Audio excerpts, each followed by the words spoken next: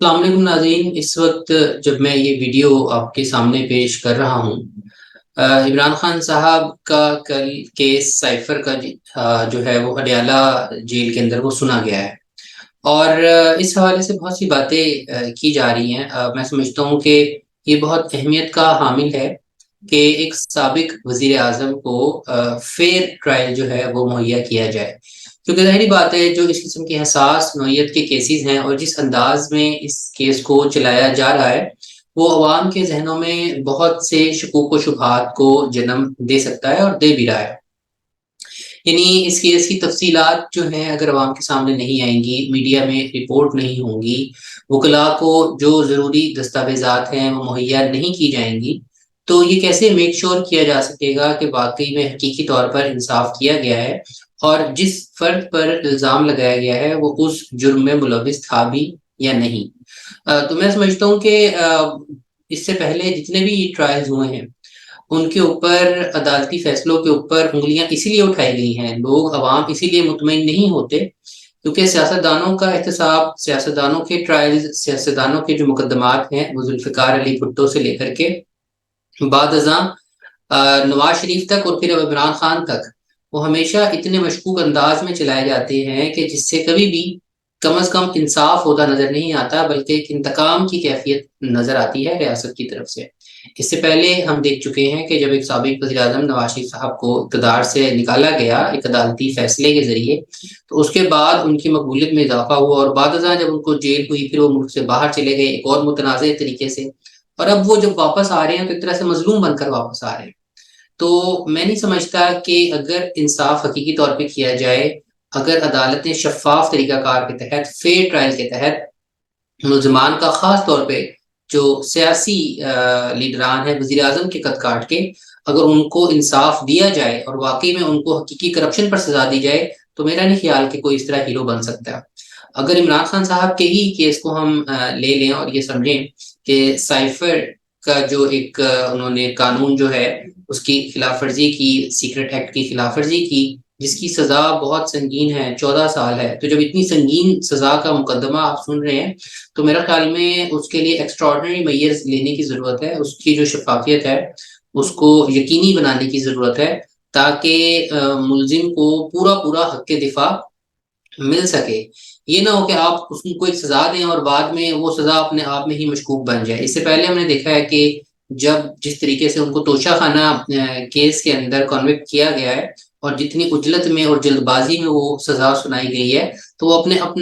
آپ میں ایک مذاق بن گیا، یعنی کہ ان کو ہائی کورٹ کی طرف سے اس سزا کو معطل کیا گیا اور اس کے بعد یقیناً ان کو ضمانت نہیں دی گئی، اور اب اگلا کیس جس انداز میں قابل سماعت قرار دے کر تیزی سے اس کا ٹرائل کیا جا رہا ہے۔ تیزی سے ٹرائل کرنا مسئلہ نہیں ہے، لیکن کم از کم اس ٹرائل کو میڈیا کے عوام کے سامنے لایا جانا چاہیے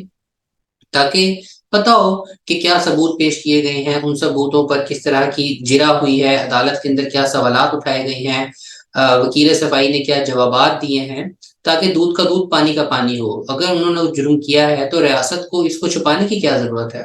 اور اگر ہم یہ مان بھی لیں کہ چلیں اس کے اندر کچھ ایسی حساس تفصیلات یا معلومات ہو سکتی ہیں جن کا افشا کیا جانا جو ہے میڈیا کے اندر اسٹیٹ سیکرٹس کو ریویل کرنا ہے، تو ان دیٹ کیس ایون آپ ان مخصوص تفصیلات کو ان کیمرہ کر دیں، اس مخصوص تفصیلات کو جو آپ سمجھتے ہیں بہت حساس نوعیت کی ہیں ان کو رپورٹ نہ کروائیں۔ اس کے حوالے سے بے شک آپ صحافتی برادری سے درخواست کر دیں، لوگوں سے درخواست کر دیں کہ بھئی یہ ہم رپورٹ نہیں کرنا چاہتے، لیکن اپارٹ فرام دیٹ جو باقی جو پروسیجر ہے اس ٹرائل کا، اس کو میرے خیال میں عوام کے سامنے لانا ضروری ہے تاکہ ان چیزوں کو ایکسپلائٹ نہ کیا جا سکے، چاہے جرم کتنا ہی گھناؤنا کیوں نہ ہو، چاہے کتنا ہی امکان کیوں نہ ہو کسی ایک ملزم کا اس جرم میں ملوث ہونے کا، لیکن یہ اس کا حق دفاع نہیں چھینتا، اور فیئر ٹرائل جو ہے آئین پاکستان اس کی گارنٹی دیتا ہے، اور یہ ہر ملزم کا بنیادی حق ہے، اور پھر اس کی بنیاد پر دنیا کے اندر آپ کی کیا ریپوٹیشن بنتی ہے اس کو طے کیا جاتا ہے۔ تو اگر آپ اس طرح چھپ کے چوری چھپے ٹرائل چلائیں گے اور اس کے بعد اس کی سزا دیں گے تو اس سزا کی کیا اخلاقی اور قانونی حیثیت رہ جائے گی؟ کل کو پھر کوئی ہائر کورٹ کہہ دے گی کہ بھئی یہ سزا آپ جس طریقے سے سنائی ہے وہ طریقہ ہی صحیح نہیں ہے۔ تو میرے خیال میں اس دفعہ ان تمام چیزوں کو میک شور کرنا چاہیے، عمران خان صاحب کو بھرپور حق دفاع ملنا چاہیے، اور یہاں پہ جو سب سے اہم بات یہ ہے کہ صرف عمران خان ہی کیوں یا صرف سیاستدان ہی کیوں ہر دفعہ عدالتوں کے سامنے جواب دہ ہوتے ہیں، ہر دفعہ کٹہرے میں کھڑے ہوتے ہیں، ملزم بنتے ہیں، غدار بنتے ہیں، سزائیں بھگتتے ہیں، ان کے ساتھ جو دیگر لوگ ہیں جنہوں نے سہولت کاری کی ہوتی ہے ان کے اوپر کیوں سوال نہیں اٹھائے جاتے، ان کو کیوں ابو دا لا کنسیڈر کیا جاتا ہے؟ تو میں سمجھتا ہوں کہ ان لوگوں کو بھی کٹہرے میں لائیں، ان کا بھی احتساب ہونا چاہیے جس طرح سے سیاستدانوں کا احتساب کیا جاتا ہے۔ تو اگر پاکستان کے اندر ہم نے رول آف لا کو یقینی بنانا ہے تو رول آف لا کا جو بنیادی اصول ہے وہ یہ ہے کہ نو ون شوڈ بی ابو دا لا۔ تو صرف سیاستدان ہی نہیں بلکہ عدلیہ بھی، بیوروکریٹس بھی، آرمی کے حلقے بھی، ہمارے قانون نافذ کرنے والے دیگر ادارے بھی، سرکاری افسران بھی، تمام ہی لوگ قانون کی عملداری کے سامنے جواب دہ ہیں۔ اور اگر تمام ہی لوگ اپنا آپ خود کو احتساب کے لیے پیش کریں گے تو عوام کے ذہنوں میں بھی، ملک کے ذہن میں بھی جو قانون کا بنیادی تصور ہے کہ رول آف لا وہ مستحکم ہوگا، اور اس ملک میں آئندہ کسی کو قانون کی خلاف ورزی کرنے کی جرت نہیں ہوگی۔ تو میرا خیال میں اگین آئی وڈ سے کہ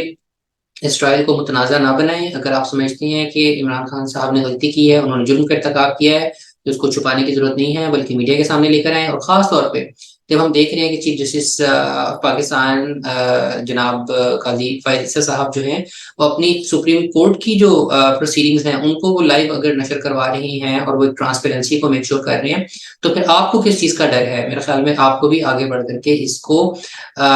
میڈیا کو الاؤ کرنا چاہیے کہ وہ اس کی پراپر طریقے سے کوریج کر سکے، اور جو ملزم ہیں ان کو فیئر ٹرائل کا حق مل سکے، اور اس کے ساتھ ساتھ جو دیگر لوگ ہو سکتے ہیں جو اس معاملات میں ملوث ہیں، میرے خیال میں ان کو بھی کٹہرے میں لانا بے حد ضروری ہے۔ آج کے لیے بس اتنا ہی، ضرور بتائیے گا کیسا لگا۔ اللہ کے بعد